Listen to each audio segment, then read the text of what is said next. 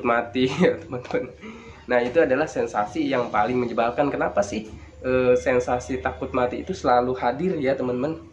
Karena ini ya teman-teman, karena jujur ya sepengalaman saya, karena kematian itu belum tentu kita inginkan ya teman-teman. Karena kita tuh masih betah ya teman-teman, masih betah di ini, di dunia ini ya teman-teman. Itu pengalaman saya kayak gitu teman-teman ya. Karena di awal-awal terkena gangguan asam lambung, gangguan asam lambung itu sensasinya luar biasa sekali ya teman-teman untuk di sensasi medisnya. Tapi itu hanya sensasi saja teman-teman ya, itu hanya perasaan saja. Kenapa bisa terasa sangat besar gitu teman-teman, bisa terasa sangat menakutkan itu ya teman-teman? Karena kita tuh terkena dua gangguan ya. Yang pertama itu dari gangguan medis ya teman-teman, medis itu dari asam lambungnya.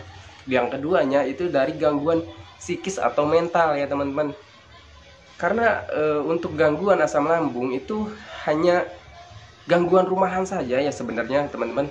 Itu untuk gangguan asam lambung, misalkan teman-teman itu terkena gangguan asam lambung, itu hanya dengan menjaga pola makan ya teman-teman, hanya menjaga dengan menjaga asupannya ya teman-teman.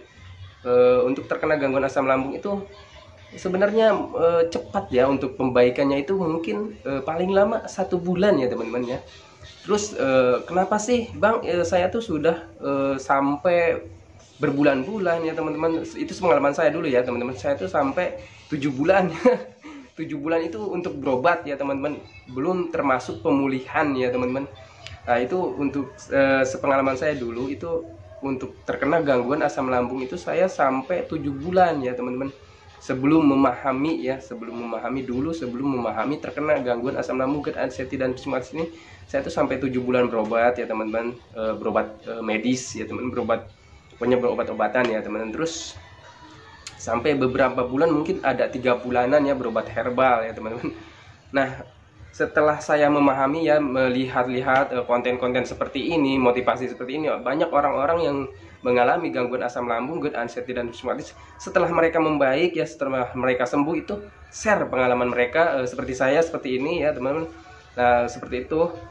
Lalu saya memahaminya, apa sih gangguan asam lambung itu, apa sih gangguan GERD itu ya, apa sih gangguan mental ataupun psikis itu ya, anxiety. Saya pahami ya, ternyata terkaitannya memang erat sekali ya, dari gangguan asam lambung sama gangguan psikis itu kaitannya erat sekali ya teman-teman. Lalu setelah saya memahami, oh ternyata seperti ini, lalu saya pahami, karena untuk pencernaan kita itu adalah, ternyata ya teman-teman, setelah saya memahami, untuk pencernaan kita itu adalah otak kedua dari tubuh kita ya teman-teman.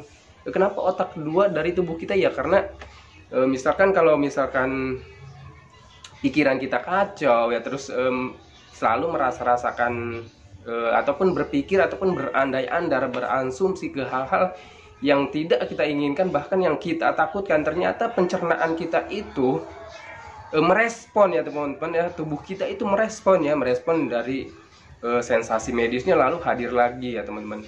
Seperti itu ya teman-teman. Jadi untuk pencernaan itu ternyata setelah saya pahami, ternyata pencernaan itu otak kedua dari tubuh kita ya. Kalau misalkan pencernaannya kita terganggu, otomatis pikiran kita terganggu gitu. Seperti itu teman-teman ya. Kalau misalkan pikirannya kita pun terganggu ya, seperti banyak yang kita pikirkan, ternyata pencernaan kita juga merespon.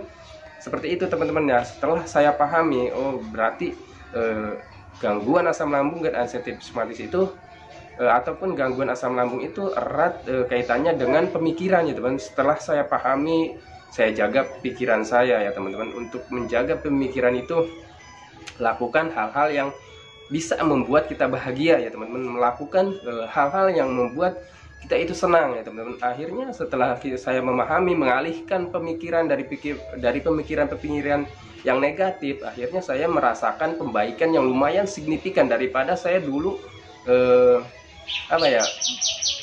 mengobatinya teman-teman. Daripada waktu saya berobat itu tidak merasakan pembaikan yang signifikan. Nah ya setelah saya menjalankan metode ya teman-teman, seperti menjaga pola makan ya teman-teman, seperti menjaga pola pikir, menjaga pola